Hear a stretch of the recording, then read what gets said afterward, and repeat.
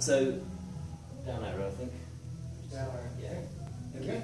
So, firstly, this is Orford Road, which is right in the heart of the... You can everyone see, before Mini Holland went in, before we filtered the area, and this is a fairly classic scene in Orford Road with vehicles everywhere and people walking in the middle of the road.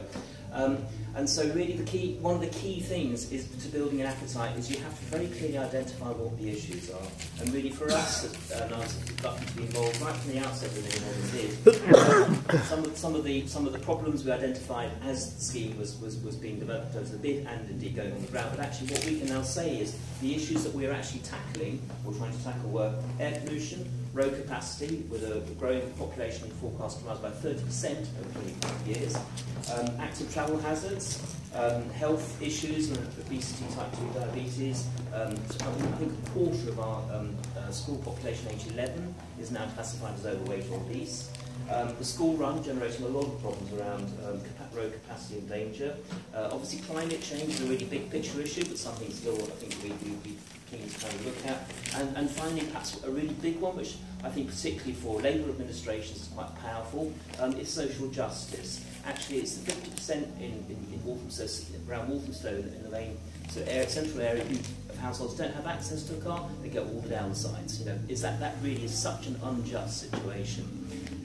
So those are kind of some of the problems, and what we were looking at really was through the Mini Holland programme, we're trying to identify actually what are we offering here. So we're offering less road danger. If you filter out, as Simon and Susan talking about, you actually do reduce road danger quite dramatically.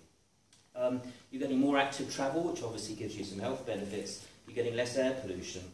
You're getting greater community ownership of the streets, and that goes, you know, when you start to green the streets, when you start to make places, people really do start to live in them. They're not just places they whiz through quickly, because they can't have a conversation. You stop and you have conversations, you meet people, you know, they're out in the front gardens, they're growing in the community gardens, things like that.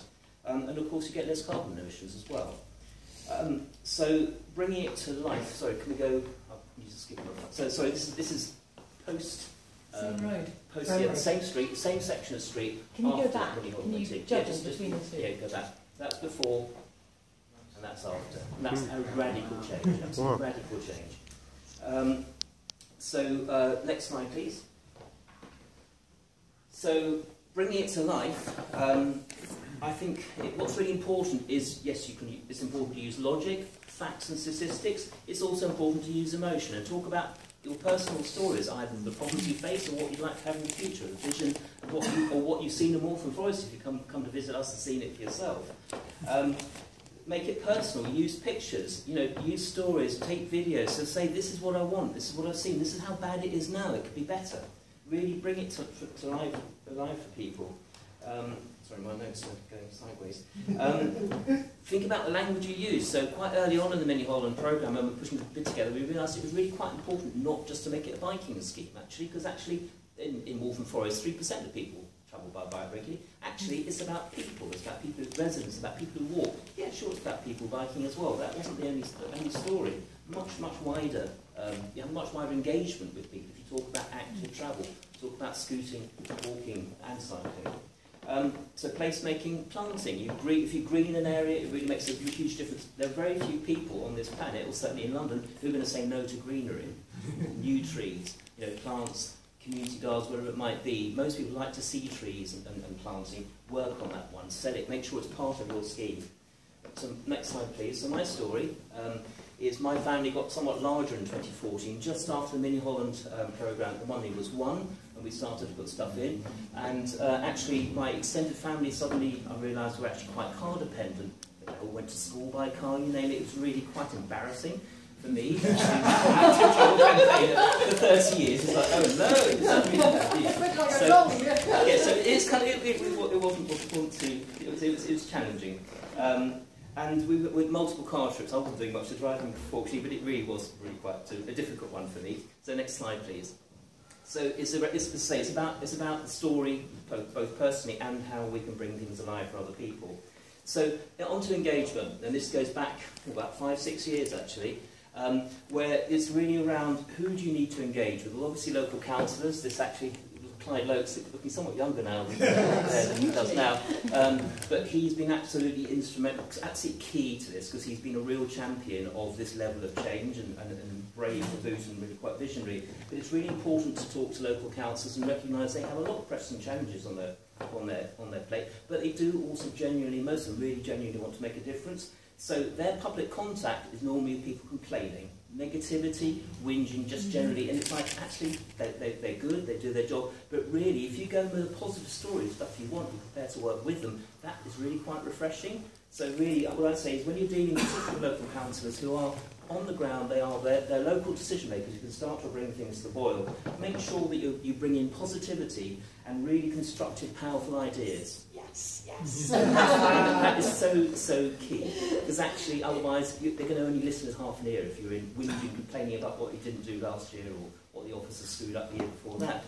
Where are we? So, with the politicians is just be really clear with them, because getting people, if you are a politician, you end up with people sending you stuff all the time, and when stuff comes through that's really clear and easy to understand and deal with, and with a clear ask, then it's easy to react positively, whereas if you get a whole load of stuff that's a bit kind of not quite focused, a bit fuzzy, and it just feels like noise, and you can't quite see your way through it, then you feel less inclined, you feel a bit put upon, and you kind of feel less inclined to apply yourself and engage with it. So clarity for... Yes. Speaking as someone with 2 politician inboxes, just thought I'd add that from the sidelines. Very much so, and I'm just about to get onto that actually, because what I was going to say is when you're dealing with at a cabinet level with all portfolio holders in terms of councillors, actually these sorts of schemes tick multiple boxes: public health, young people, education, transport, community cohesion. There's all sorts of things, and actually it's quite difficult to deliver in a local authority on those sorts of areas. This actually delivers quite substantially in all those areas, and that's actually really quite a positive thing. You should get quite a large part of your council on board just to think, well, this is a fairly easy way to actually tick and deliver on in a lot of different areas. It's also important that they need to know that there are some community champions out there who are going to help them through the difficult times. So you actually need to work with your local community to say, actually, these people are actually behind this, rather than just, you're going to get a load of grief and I'm the only one with a great idea. I think it's fantastic when nobody else supports it. So make sure that they know that there are people out there on the ground who can also have their voices. So in terms of councils generally, shine, stay constructive, appreciative and succinct. Point out the good stuff that they've done. It's always nice to hear if you're a councillor, whether you're a portfolio holder or simply a local council, that you have actually appreciated the things you have delivered. That starts to create some rapport and some good feelings with you in the council concern. Show what you are prepared to do. It really goes on to Caroline's point. Actually go in with the ask, but also say, but I can support you. This is what I'm able to do as well. And also ask for advice. Sometimes, or many times, councillors will have some really great ideas on how to help you move things forward. They'll have access to resources, other groups, all sorts of things. So build on that and actually go to a councillor and ask for help. But be clear about what you're asking for and be sensible about what they might be able to help you with. I won't go into what we did in Waltham Forest. I think both movers and shakers, that's perhaps for another time. Next slide, please. Am I going over terribly? Okay, now you may notice 1 or 2 people here. So, community engagement.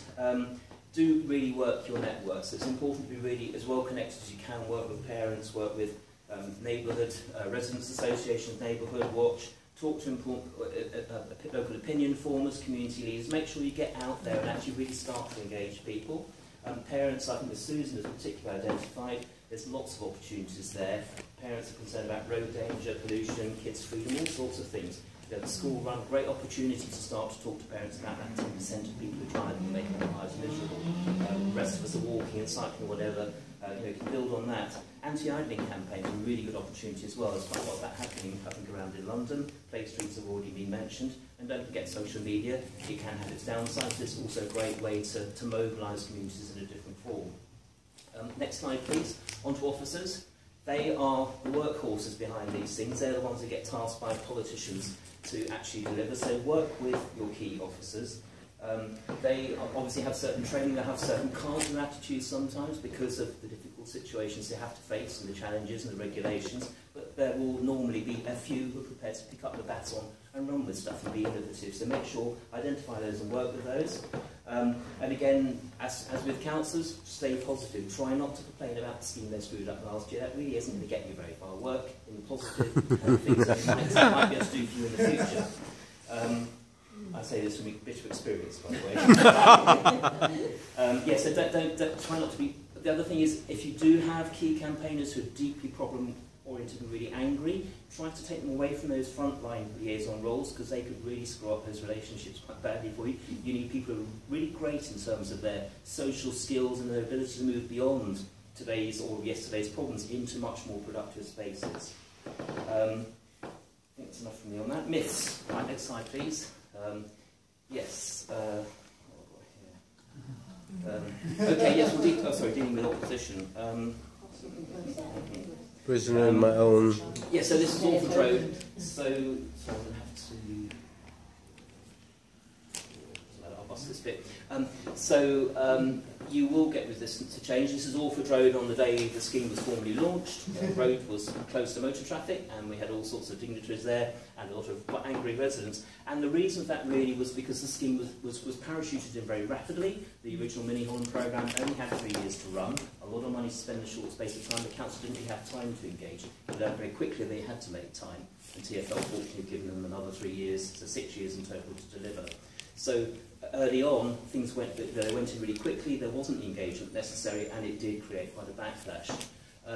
But the key thing really, I think, around, you will always, if you're delivering meaningful change, big change, you will always get resistances in human nature. I think my key learning is listen to those people. They may be against the idea, they don't have to be personally against you, so listen to them, allow them to express their concerns, talk about their issues, and accept that their issues may be very real to them. You may not agree with them, but allow them to be respectful. Otherwise you create a really big sort of us and them situation, which isn't really helpful to moving forward as a community. And I think next slide, please. Yes, so in the early days we had coffin protests, all sorts of things like very early initial launch, but all of that's died away. People have actually accepted it's a pretty cool scheme. Next slide, please. Do be prepared for the myths. There are a lot of them out there. Some of them were things like, if you filter my area, I won't be able to drive to my front door. It's quite a popular one out there. Of course, it's a load of rubbish. Everyone can drive to their front door. They just can't go in the most direct way in all cases. The elderly or disabled will be really badly hit by this scheme. Well, actually, no, the elderly or disabled are probably, in many cases, particularly with mobility scooters, we have far more mobility scooters in some of these filtered areas than we do without. So actually, again, a lot of myths in there. Bin lorries won't be able to turn around at the end of my street because of road closure. Actually, people who drive bin lorries are trained on how to reverse safely. It's really very straightforward. They do it all the time. So there's lots and lots of myths out there. On our website, we've got the website I'll come to later, which are lots of myths that's hit us. We've already got our arguments prepared, and they may be useful for you. Next slide, please. So my own experience in terms of filtered permeability is. People walking the road, right in the middle of the street. They don't actually expect cars to come along, that's fantastic. Kids play in the street, lots more people walk and cycle, you get conversations. You get community activity, you get considerate driving, that's a really big one. I think I hadn't appreciated just how major that was. I used to get 1 or 2 near misses a day in the area, now I get 1 or 2 a month. That's a massive change as a cyclist and as a pedestrian. I hear bird song, there's more retail visitors, shop occupancy is up in Walford Road. We see a much wide range of age and gender, people particularly cycling. We see some very chilled cats just upside down in the middle of the road. Next slide, please. And personally, I've seen some major change, lots of planting as well. My street has gone from 650 to 50 cars a day. That's pretty radical change. In our family, we now drive probably every 4 to 6 weeks because the battery will go flat if we don't. That's the main reason. We're going to get rid of the car shortly. And all our kids travel everywhere by public transport on foot or back. Thank you.